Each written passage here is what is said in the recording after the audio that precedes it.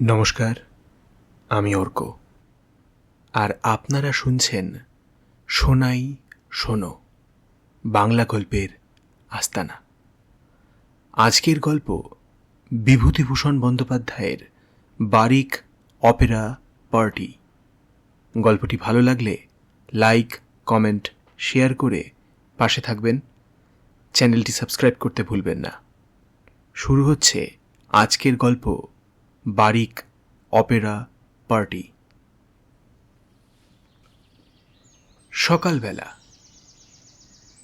একজন কাঁচা পাকা দাড়িওয়ালা মুসলমান আমার সামনে এসে দাঁড়িয়ে বললে, সালাম বাবু। কে তুমি? আমার নাম বারিক মণ্ডল, বাড়ি সালদি। আপনার কাছে একটু আলাম। কেন? ধানি জমি কিনবেন? 50-এর মন্বন্তর তখনও উগ্র হয়ে ওঠেনি।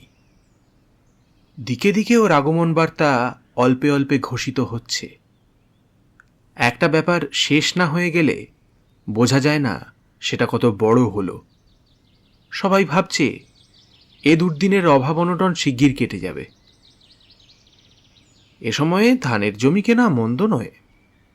সামনেই শ্রাবণ মাস, জল বৃষ্টিও বেশ হচ্ছে।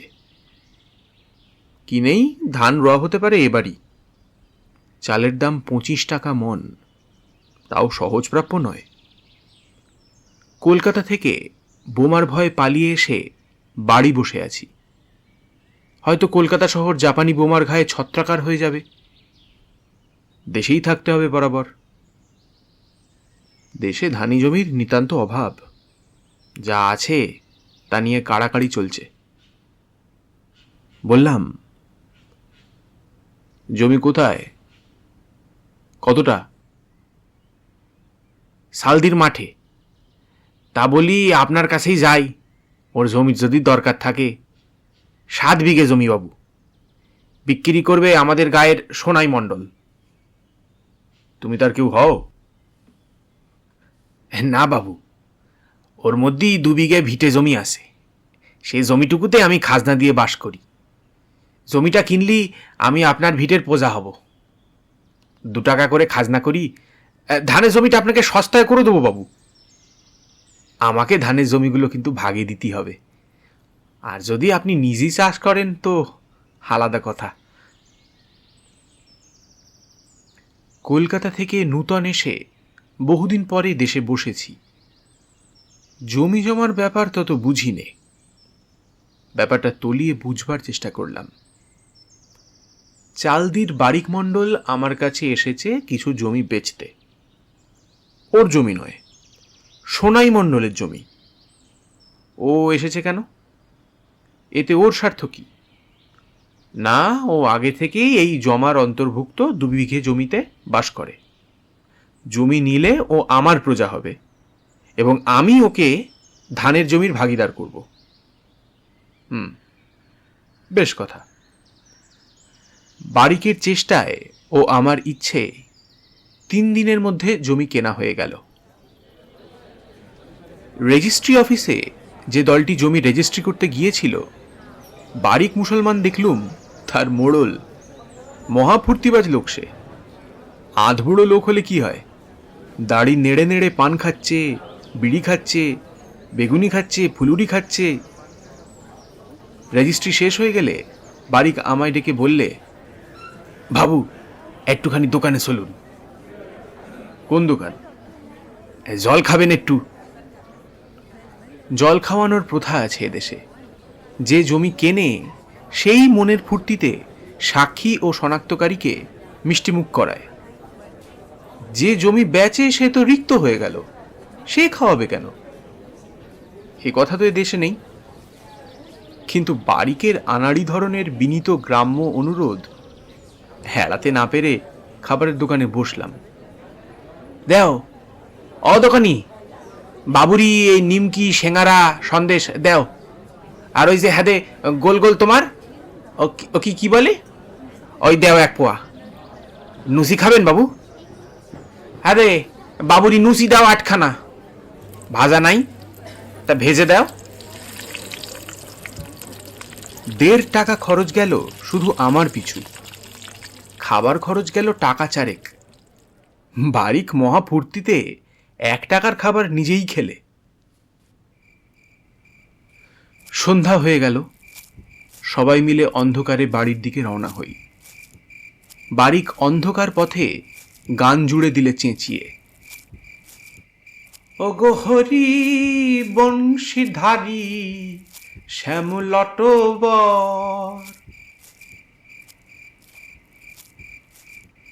সোনাই মণ্ডল বাজার থেকে বড় দেখে 2 ইলিশ মাছ কিনেছে, কারণ আজ তার হাতে করকরে 250 টাকা। জমি ওরা নাকি খুব সস্তায় দিয়েছে আমাকে। দলিল লেখক আমাকে আড়ালে বলেছিল 250 টাকায় 7-8 বিঘে জমি কিনেছেন, তার মধ্যে 5 বিঘে আমন ধানের জমি। সাব রেজিস্ট্রার বাবু এই দলিল এখন মঞ্জুর করলে হয়। দামটা কম বলে মনে হচ্ছে কি না? যা হোক, রেজিস্ট্রি হয়ে গেল, কোনো গোলমাল হয়নি। বারিক মণ্ডল বললে, বাবু আমাদের গাঁ আগে, তারপর আপনাদের গাঁ। এই অন্ধকারেই কি করি যাবেন? সোনাই ইলিশ মাছ কিনিছে, আমাদের গ্রামে আজ থাকুন। ইলিশ মাছ রান্না করুন পেঁয়াজ দিয়ে। আজ চলুন একটু ফুর্তি করা যাক। আমি রাজি হলাম না, বাড়ি চলে এলাম অন্ধকারে। বারিক আমার প্রজা হলো। তখন শুনলাম বারিক অপরের জমিতে বাস করত।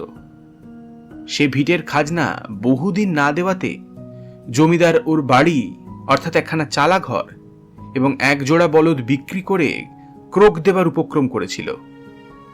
তাই ও সে জমি ছেড়ে আমার জমিতে নতুন করে চালা ঘর বাঁধল।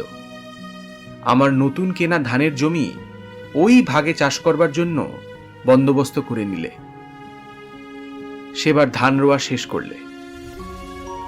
বারিক রোজ সকালে একবার করে আমার বাড়ি ঠিক আসবে, এসে এ গল্প ও গল্প করে উঠবার সময় কিছু না কিছু ছুতোয় টাকা চাইবে। বাবু, এসো বারিক, তামাক খাও। বাবু, বড় দায় পড়ে এলাম, 5টা টাকা দিতেই হবে। কেন হঠাৎ? আপনার জমিটি 12 মেসে চাষ দিয়ে রেখেছি না, মসুরি বুনতাম, যা হবে আপনার অর্ধেক আমার অর্ধেক। মুসুরি বুনলে বারিক? আজ্ঞে বাবু। ক বিঘে? 1 বিঘে। বেশ, নিয়ে যাও। তারপর শুনলাম মুসুরি বুনবার টাকা দিয়ে বারিক ওর গানের দলের ডুগি তবলা কিনেছে। একদিন বললাম, আর 2 বিঘে? বাবু, আর 2 টাকা দিতে হবে, খরচে কুলোচ্ছে না। মিথ্যে কথা। তুমি তোমার গানের দলের ডুগি তবলা কিনেছো সেই পয়সা দিয়ে। কোথায় তোমার গানের দল? ওই জেলে পাড়ার জেলে ছোড়াদের নিয়ে বসি, একটু রোজ আখড়াই হয়। গান বাজনা ভালোবাসি বাবু। এবার পুজোর সময় সাধন সমর বা অজামিলের বৈকুণ্ঠ লাভ নামাবো বারোয়ারির আসরে। দেখি যদি খোদার মর্জি হয়। আমার ছোট ছেলে কেষ্ট সাজে, দেখবেন কি গানের গলা, কি একটু। বেশ বেশ, দেন বাবু 2 টাকা। নিয়ে যাও, কিন্তু মুসুরি ঠিক বুনবে। তার বলতি কাল সকালেই বাকি 2 বিঘে সাঙ্গ করব। ধানের সময় আমার ভাগে যে ধান দেওয়ার কথা, বারিক আমাকে তা দিলে না, অনেক কম দিলে। লোকে বললে, বাবু ও ওই রকম, কত লোককে ফাঁকি দিয়েছে, আপনারে ভালো মানুষ পেয়েই ফাঁকি তো দেবেই। খুব রেগে বারিকের বাড়ি গেলাম। গিয়ে দেখে শুনে বেশি রাগ রইল না। কি মুশকিল, এই রকম বাড়ি ঘর ওর? হ্যাঁ, মাত্র একখানা চারচালা ঘর। ঘরের দরজা জানলার ফাঁকগুলো বাঁশের ঝাঁপ দিয়ে আটকানো, দৌড় পর্যন্ত নেই ঘরের। ওর দালিজে বিছানো আছে একখানা বেদে চটা, অর্থাৎ খেজুর পাতার বোনা পাটি, একটা কলঙ্ক ধরা তামার বদনা, একটা হুঁকো আর তামাক, টিকে রাখবার মাটির পাত্র, একখানা অত্যন্ত ছেঁড়া ও ময়লা রাঙা নরুনপার শাড়ি চালে শুকুচ্ছে। চালের অন্যস্থানে একটা কুমড়ো গাছ উঠেছে। উঠোনে একখানা ভাঙা গরুর গাড়ি। সব শুদ্ধ মিলে অত্যন্ত ছন্নছাড়া অবস্থা। কিন্তু বিষয় সম্পত্তি রাখতে গেলে ভাবপ্রবণ হলে চলে না। আমি কড়া সুরে বললাম, মোটে ২ ধান পেলাম ৩ বিঘে জমিতে। আমার সব শুদ্ধ ২২-২৩ টাকা নিয়ে এসেছ, তার বদলে ধান দাও। আর বছরের ভিটের খাজনা ২ টাকা, তাও শোধ করো, নইলে কালই নালিশ ঠুকে দেবো। বারিকের ২টি ছেলে, বড়টির বয়স ১৮-১৯, ছোটটির ১৪-১৫। তারা বাবার কাছেই দালিজে বসে গল্পগুজব করছিল। চট করে একখানা খুরশি পিঁড়ি এনে বড় ছেলেটা আমাকে বসতে দিলে। বারিক বললে, যা এই কাঁঠাল পাতা কি কলার পাতা নিয়ে আয়, বাবু তো আমাকে খাবেন। ওরে আলি, শিগগির সোট। থাক, আমার তামাকের দরকার নেই। ধান বের করো বাকি টাকার। ঠান্ডা হন বাবু, তামুক খান আগে। বারিক নিজে তামাক সেজে দিলে। বললাম, তোমার ছেলেরা কি করে? বড়টি গরু সরায়। ওরা দুজনেই ভালো গান গায়। শুনিয়ে দে বাবুকে একখানা গান। থাক, গান এখন দরকার নেই। তুমি ধান বের করো। দেবো বাবু, দেবো। আর খাজনা আজ সব শোধ করে দিতে হবে, নইলে নালিশ হবে, জানো? দেবো বাবু, দেবো। তামুক খান। একটু পরে বারিক ও তার 2 ছেলেতে ধরাধরি করে 2 বস্তা ধান বার করে নিয়ে এলো। বারিক বললে, বাবুর এই ধানগুলো ওর বাড়িতে পৌঁছে দিয়ে আসতে হবে। গরু দুটো খুঁজে নিয়ে এসে গাড়িতে জুতে দে। আমি বাধা দিয়ে বললাম, দাঁড়ো, কত ধান? আগে 2.5 7.5 মণ। এতে তো শোধ হবে না দেনা। বাবু আল্লাহর কি রে, ঘরে আর ধান নেই, সব দিলাম আপনাদের, আর কিছু নেই, আপনি দেখে আসুন ঘরে। তোমার ধান রইল না? না বাবু, সব দিলাম। তুমি ছেলে পেলে নিয়ে খাবে কি? তার কি করব বাবু, আমি নালিশে বড্ড ভয় করি। ওর কথা আমার বিশ্বাস হলো না। 2 বস্তা ধান গরুর গাড়ি করে ওরা আমার বাড়ি পৌঁছে দিলে। 2 দিন পরে বারিক তার 2 ছেলেকে সঙ্গে নিয়ে সন্ধ্যাবেলা আমার বাড়ির সামনে দিয়ে দেখি কোথায় যাচ্ছে। বারিকের বগলে বেহালা। বললাম, ও বারিক, কোথায় চললে? আগে বাবু সালাম, এই মহল্লা দিতে যাচ্ছি। তুমি কি বেহালা বাজাও? ওই অমনি একটু একটু, খোদার মর্জিতে। জেলেপাড়ায় ওদের দলের ঘরে একদিন গিয়ে বেড়াতে বেড়াতে হাজির হলাম। বাঁওড়ের ধারে একটা জাম গাছের ছায়ায় লম্বা 2 চালা ঘর, কঞ্চির বেড়ার দেওয়াল, বসবার জন্য খাঞ্চারেক পুরনো মাদুর, এক কোণে 2 জোড়া ডুগি তবলা, একখানা খোল, 1 জোড়া মন্দিরা, গোটা 2 থেলো হুঁকো বাঁশের খুঁটির গায়ে। জন 5-6 লোক জুটেছে, বাকি এখনো আসেনি। আমাকে ওরা সরবে অভ্যর্থনা জানালো। আসেন আসেন বাবু, আসেন বাবু, বাবুরে বসতি দে। বটতলাতে বসলাম। সামনে বাঁওড়ের স্বচ্ছ জলে পদ্মফুল আছে। লম্বা লম্বা জলজ ঘাসের মধ্যে দিয়ে শুঁড়ি বালি মাটির পথ গিয়ে জলের ঘাটে নেমেছে। পানকৌড়ি বসে আছে পাটা শ্যাওলার দামে। ওপারে কাজী সাহেবের দরগা। ভাঙা পাঁচিলে মস্ত বড় জিউলি গাছ বেড়ে উঠে সমস্ত দরগা ঘরের উপর ঝুপসি ছায়া পড়ে আছে। আঠা ঝরে পড়ছে গাছটার কাঁধ থেকে। খানিকটা সাদা, খানিকটা লাল আঠা ঝরে ঝরে দরগা ঘরের পশ্চিম দিকের পাঁচিলের কোণটা একেবারে ঢেকে গিয়েছে। দরগাতলার ঘাটের ওপারে আমিনপুর গ্রামের কৃষক বধূরা মাটির কলসি কাঁখে জল নিতে যাওয়া আসা করছে। একজন তামাক সেজে কলকে আমার হাতে দিয়ে বললে, তামুক সেবা করুন, একটা কলার ডাঁটা কি এনে দেবো? আমি তামাক খেতে খেতে বললাম, তা একটু গান বাজনা হোক শুনি। সে বললে, একে বারিক এখনো আসেনি, সে না এলে আরম্ভ হবে না বাবু। সে হলো বেলাদার, এ দলই তার। এর নাম বারিক অপেরা পার্টি।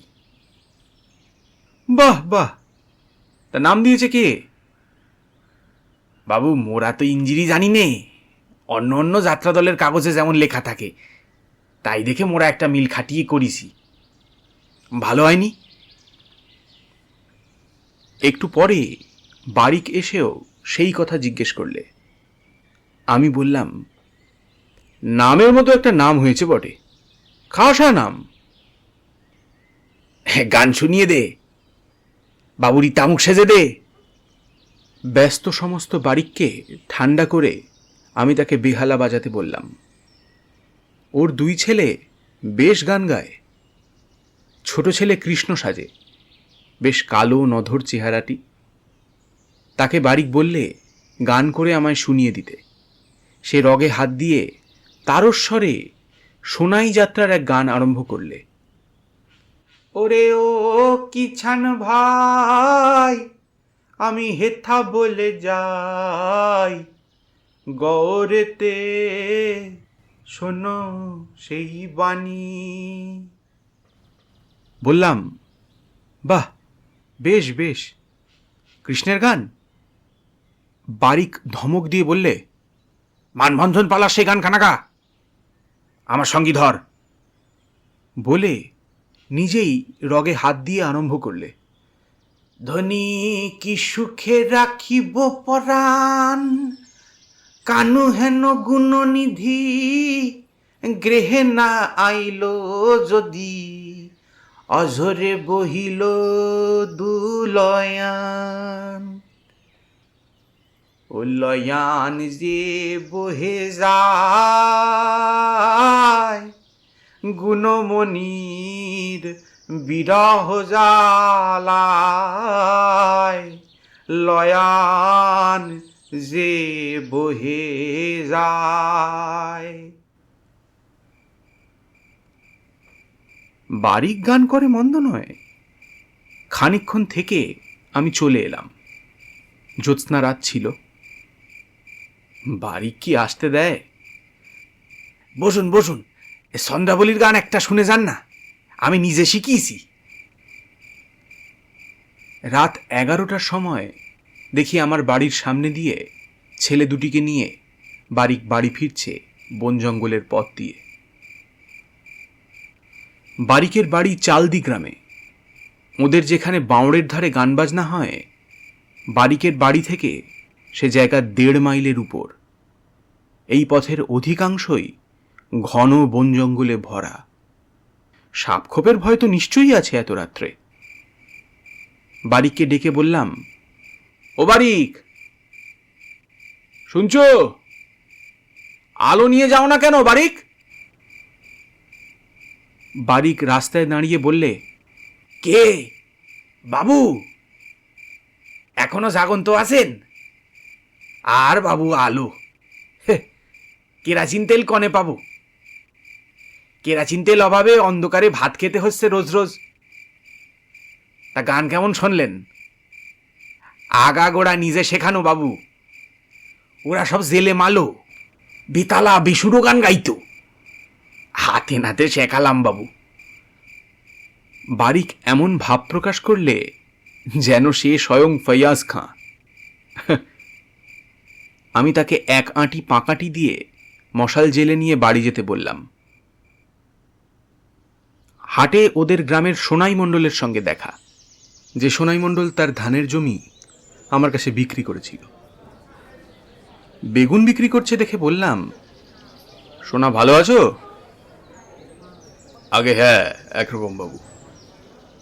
বেগুন দেও দুশের। বাবু, একটা কথা আপনারে বলতাম। বাড়িঘরের অবস্থা যে খুব খারাপ হলো। আপনি মনিব, আপনারে না বললি আর কারে বলি। ভাবলাম বারিকের বোধহয় খুব অসুখ হয়েছে, কিন্তু 2-4 দিন আগে তাকে গান করে বাড়ি ফিরতে দেখলাম যে। কি হয়েছে তার? সোনাই বললে, তা না বাবু, ওর বড় দুর্দশা হয়েছে। আপনার কাছে 1 মুঠো টাকা দেনা ছিল, আপনি ধানগুলো নিয়ে গেলেন, আর ঘরে খোরাকি ধান রইল না। যার কাছে নেবে তা আর ফেরত দেবে না, এই ওর দোষ। নলে নাপিতের আর রামচরণ ময়লার গোলা থেকে আর বছর সমানে ধান কর্জ নিয়েছে, একটি দানা শোধ করেন। সেদিন নালিশ করি রামচরণ ময়রা ওর বলদ ক্রোক দিয়ে নিয়ে গিয়েছে গত সোমবারে। ধান কর্জ পাচ্ছে না কারোর কাছে, একবেলা খেতে পাচ্ছে, একবেলা খাওয়া যাচ্ছে না। বস্তর আবানে ওর স্ত্রীর ঘরের বার হবার উপায় নাই। ছেলে দুটো আহম্মদ দফাদারের বাড়ি ওবেলা দুটো ভাত খেয়েছে। স্বামী স্ত্রীর বোধ হয় খাওয়াও হয়নি আজ। আশ্চর্য হয়ে বললাম, সে কি কথা? গত সোমবারে ওর গরু ক্রোক হয়েছে বলছো, সেই সোমবার সন্ধ্যের সময় যে ওকে বাড়ি কপেরা পার্টির ঘরে মহা আনন্দে 2 ছেলেকে নিয়ে গান করতে দেখেছি। তা দেখবেন বাবু, ও যে ওই রকম লোক, কাল কি খাবে সে ভাবনা নাই। দেখুন গিয়ে 2 ছেলে নিয়ে বেহালা বাজাচ্ছে। ধান নেই ঘরে? এক দানা নেই বাবু। ওর মহাজনের কাছে কর্জ করে না কেন? ওই যে বললাম বাবু, সেদিকে যাবার জো আছে। মহাজনের ঘরে 17 শলি ধান কর্জ নিয়েছিল, তার 1 খুশি ধান শোধ করেনি। দেনায় মাথা চুল বিক্রি, যার নেবে তারে আর দেবে না। কথার একদম ঠিক নাই, কেউ বিশ্বাস করে আর দেয় না। এর কিছুদিন পরে বারিক আমার কাছ থেকে 10টা টাকা ধার নিয়ে গেল। কলাই বেচে টাকা শোধ করবে এই শর্তে তাকে টাকা ধার দিলাম। ক্ষেতের কলাই মুগ সব যে যার বিক্রি করে ফেললে। বারিক আমার সঙ্গে আর দেখাও করলে না। একদিন হাটে খবর পেলাম বারিকের কলাই মুগ আহম্মদ দফাদার সব কিনে নিয়েছে। শুনে আমার ভয়ানক রাগ হলো। বারিকের বাড়ি পরের দিন সকালেই গেলাম। বারিকের প্রতিবেশী তোফাজ্জেল বললে, বাবু শিগগি যান, সে এখনো তার দলিজে বসে তামুক খাচ্ছে। আপনি যাচ্ছেন শুনলি পেলিয়ে যেতে পারে, পাওনাদার এলেই পালাবে, ও স্বভাবই ওই। বারিকের ঘরদোরের অবস্থা আরো ছন্ন ছাড়া। চালের খড় গত বর্ষায় পচে ঝুলে পড়েছে। উঠোনের মাঝখানে মুগ কলাই মাড়বার খামার, একপাশে ভূমি স্তূপাকার হয়ে আছে। গাভী গরু নেই উঠোনে। বারিক আমাকে দেখে ভূত দেখার মতো চমকে উঠল। মুখ ওর শুকিয়ে গেল। আসুন আসুন বাবু, সালাম, দলিজে উঠে বসুন। ওরে আলী, এক খুরশি পিড়িখানা বাবুরি পেতে দে। থাকবে পিঁড়ি, আমি এসেছিলাম তোমার কাছে। মুখ কলাই বিক্রি হয়েছে? হ্যাঁ হ্যাঁ বাবু। আমার টাকা দাও। টাকা এখনো মোর হাতে আসেনি বাবু। মিথ্যে কথা। কার কাছে বিক্রি করেছ? আহম্মদ দফাদারের কাছে তো? সে সংবাদ আমি রাখি। আহম্মদ কারো পয়সা বাকি রাখবার লোক নয়। টাকা বের করো। বারিক নির্বিকারভাবে আমার জন্য তামাক সাজতে লাগলো। তামাক সাজা শেষ করে আমার দিকে কোলকে এগিয়ে দিয়ে বললে, একটু তামুক সেবন করুন। আমার কথার উত্তর দাও। আপনি আপনি ন্যায্য বলেছেন। টাকা ওরা দিয়েছিল, তা সংসারে জ্বালা, সে টাকা মোর খরচ হয়ে গিয়েছে। তবলা সাইতে খরচ হলো 3 টাকা। বেহালা তার এনেলাম মুকুন্দ তেলির দোকান থেকে। ওসব বাজে কথা শুনতে চাই নে। খেতে পাও না, মহাজনের দেনা শোধ করবার যখন ক্ষমতা নেই, তখন অত শখ কেন? বাড়ি ঘরের তো এই অবস্থা। হ্যাঁ, গাড়ি গরু কি হলো? আমার প্রশ্নের উত্তর দিলে ওর প্রতিবেশীদের মধ্যে কে একজন। আমার চড়া সুর শুনে অনেকে জড়ো হয়েছিল ওর ঘরের সামনে। বললে, ওরে আর কিছু বলবেন না বাবু, লোকটার আর কিছু নাই। না, গাড়ি গরু কি হলো? রামশরণ ময়রা গরু ক্রোক দিয়ে নিয়ে গেল, গাড়িও বিক্রি করে ফেলেছে আহম্মদ দফাদারের কাছে। তা গাড়ি গরু না থাকলে শাসার উঠোন মানায়? বলি, ও শাসা, বাবুর কাছ থেকে টাকা আনলে কেন যদি শোধ করতে পারবা না? ভদ্রলোকের কাছে কথা ভাঙো কেন তুমি? একেবারে দশায় ধরেছে তোমায়। জুয়ো চুরি করা কেন? বারিক মুখ চুন করে বসে রইল, আর সকলের হাতে হাতে কলকে পরিবেশন করতে লাগল। আমি নিরুপায় হয়ে চলে এলাম। বারিক কোনো কথা গায়ে মাখে না, কে যেন কাকে বলছে। বারিকের বাড়ি কিছুদিন আর গেলাম না। টাকা আদায় হবে না জানি, ওর সঙ্গে আর কোনো সম্পর্ক রাখবো না। টাকা কড়ির সম্পর্ক তো নয়। বারিকের সঙ্গে মাস 2 পরে একদিন হাটে হঠাৎ দেখা। কাঁধে একখানা ময়লা গামছা, পরনে ছেঁড়া আধময়লা ধুতি লুঙ্গির মতো করে পরা। সদা হাস্যমুখ বারিক আমাকে দেখে বললে, বাবু সালাম, আমাদের ওদিকে আর যান না? না, আমার অন্য কাজ আছে। আজ একবার মহল্লা ঘরে যাবেন বাবু? ও বেলা 2 গান শোনাতাম, আর দেখতেন আমাদের সাধন সমর পালাটা কিরকম হলো।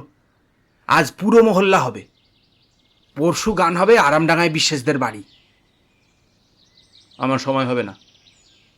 ও কথা বললি বাবু, শুনছি নে। আসুন দয়া করে, আপনারে গান শোনাতে বড্ড ভালো লাগে। যাবেন বাবু।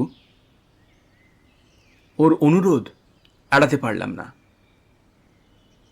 সন্ধ্যার কিছু আগেই বাউড়ের ধারে ওদের বারিক অপেরা পার্টির মহলা ঘরে গিয়ে বসলাম। বারিক ও তার 2 ছেলে ঠিক সন্ধ্যার সময় এলো। তখন বাউড়ের দিক থেকে ফুরফুরে হাওয়ায় বড্ড শীত করছে। সময়টা মাঘ মাসের প্রথম সপ্তাহ। বারিকের গায়ে একখানা বহু পুরনো কুষ্ঠিয়ার চাদর। জ্যোৎস্না রাত্রি। আমি বাইরেই বসে রইলাম। বারিক মহা ব্যস্ত অবস্থায় কখনো গান করে, কখনো এর গানের ভুল ধরে, ওর তালের ভুল ধরে। হাসি ঠাট্টা ও অঙ্গভঙ্গি কিভাবে করতে হবে বিদূষকের ভূমিকায় তা শিক্ষা দেয়। ছেলেকে শিখিয়ে দেয় কৃষ্ণের ভূমিকায় কিরকম বেঁকে দাঁড়াতে হবে। এর দোষ ধরে, ওর গুণ গায়। মোট কথা, এই বয়সে তার উৎসাহ, আমোদ, লম্ফঝম্প একটা দেখবার জিনিস। আবার বাইরে এসে আমার কাছে বলে, বাবু বিড়ি খান একটা, দেখছেন কেমন? আমার নামে যখন এ দল, তখন বারিক অপেরা পার্টি যাতে বাইরে ভালো নাম হয় তা তো আমাকেই দেখতে হবে নাকি বাবু? অজামিল কেমন দেখলেন? চলবে? কেষ্ট? বেশ, আপনারা ভালো বললেই ভালো। কে বলবে এই সেই বারিক, যার দুবেলা খাওয়া হয় না, যার গাড়ি গরু পর্যন্ত মহাজন ক্রোক দিয়েছে, দেনায় যার মাথার চুল বিক্রি, যার বয়স 55 কোঠা ছাড়াতে চলেছে। এই মহল্লায় ও একাই 100। পরদিনই হাটে আহম্মদ দফাদার ওকে কি করে অপমান করলে আমার সামনে। চেঁচামেচি শুনে গিয়ে দেখলাম আহম্মদ ওর গলায় গামছা দিয়ে টানাটানি করছে। আহম্মদ চালদি গ্রামের অবস্থাপন্ন লোক, লম্বা দাড়ি রাখে, বেশ একটু গর্বিত, ঘোড়ায় চড়ে বেড়ায়। এবার ধানের দাম 16.5 টাকা পর্যন্ত উঠেছিল। 2টি গোলা ভর্তি প্রায় 1000 মণ ধান চড়া দরে বিক্রি করে আহম্মদ টিনের বাড়ি ঘুচিয়ে দোতলা কোঠা বাড়ি করেছে। আমি গিয়ে বললাম, কি করো আহম্মদ, ওকে ছেড়ে দাও, ছি, তোমার চেয়ে বয়সে কত বড় না। আহম্মদ হাতে পয়সা করেছে, কাউকে মানে না। আমার দিকে ফিরে বললে, আজ জুতিয়ে ওর দেখিয়ে দেবো বাবু। এত বড় আসপদ্দা আমার সঙ্গে জুয়োসুরি কথা বলে। মুখ দেবো বলে বায়নার টাকা নিয়েছে সেই 8 বছর, 2 মণ কলাই দিয়ে, আর টাকাও দেয় না, কলাইও দেয় না। রোজ বলে দিচ্ছি দেব, আর আমি ওরে আমার সঙ্গে কিনা ঠকামি কথা বলে বাবু। হ্যাঁ, এত বড় সাহস! হরি বাবা, যেন সাক্ষাৎ ভাইসরয়, কিংবা মহাত্মা গান্ধী, কিংবা গৌর গোপাল ভক্তি বিনোদ গোস্বামী, কিংবা বশিষ্ঠ মুনি, কিংবা জুলু সর্দার লোচ বক্ষুলা।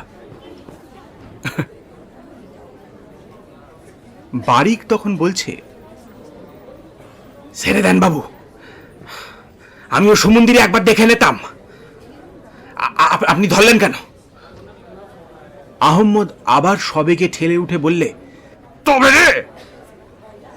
আবার তাকে কোনো রকমে ঠান্ডা করি, ঠিক আছে, যেতে দাও, যেতে দাও, যেতে দাও। আহম্মদকে বললাম, কত টাকা পাবে? তা বাবু অনেক, খেতে পায় না। 2 পিস ধান দিলাম আশ্বিন মাসে, 27 টাকা নিলে মুগির দাম, মোটে 2 মণ কলাই দিলে। এখনো 15 টাকা তার দরুন বাকি। ঝিঙের ভুই করে গাঙের ধারে, তার 2 বছরের খাজনা 60.5 টাকা। আমার কাছ থেকে ব্যবসা করবে বলে 1.5 কুড়ি নারিকেল পেড়ে আনে, তার দরুন একটা পয়সা দেয়নি। ওর মতো মিথ্যেবাদী ফেরে বাস জুয়োসোর এ দিগরে পাবেন না। আপনিও তো শুনি পাবেন 1 মুঠো টাকা। বারিকের প্রতিবেশী সোনাই মণ্ডল আমাকে আড়ালে বললে, বাবু 2 কাঠা মুসুরি আর 2টো মানকসু বেস্তি এনলে বারিক, তা সব আহম্মদ কেড়ে নিয়েছে। হাটে ওই বেশে শাল কিনে নিয়ে যাবে, তবে ওদের খাওয়া হতো। কি অন্যায় কাজ দেখুন দেখি। বলি, 100 আনা পয়সা হবে আপনার কাছে? বেগুন পটলটা ওরে কিনে দিই।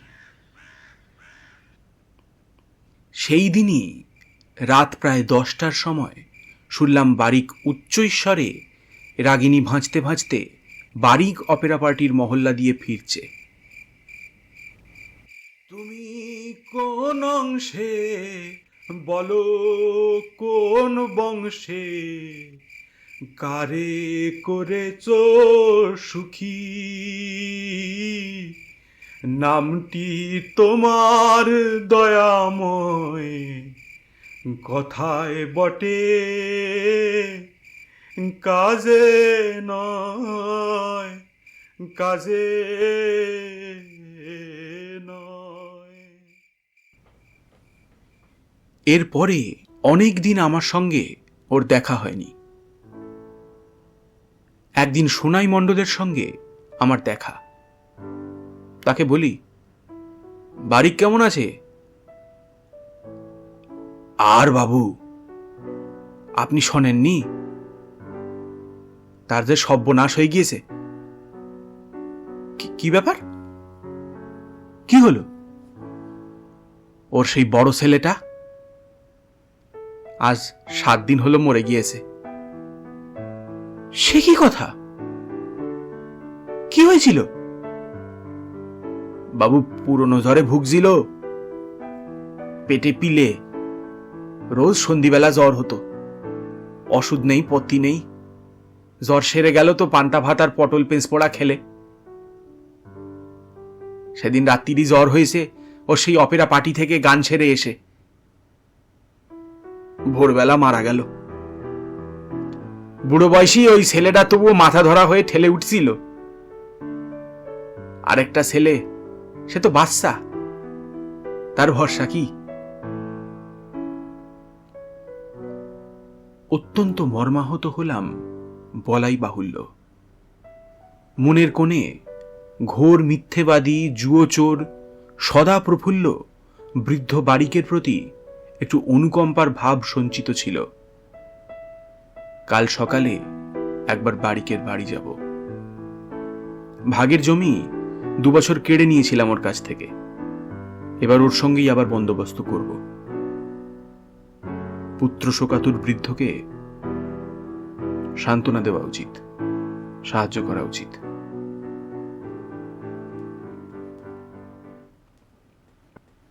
সেই দিনই রাত 10টা-11টা গোসাই বাড়িতে জন্মাষ্টমীর নিমন্ত্রণ খেতে যেতে যেতে শুনি কোথা থেকে বাঁশি, বেহালা, ডুগি তবলা ও মানুষের গলার একটা সম্মিলিত রব ভেসে আসছে। নিমচাঁদ গাড়ুই বললে, বাবু, গোসাই বাড়ির নাট মন্দিরই আজ জন্মাষ্টমীর দিন বাড়ি কপেরা পার্টির গাওনা হচ্ছে, বেশ ভালো পালা হবে, গিয়ে শুনুন।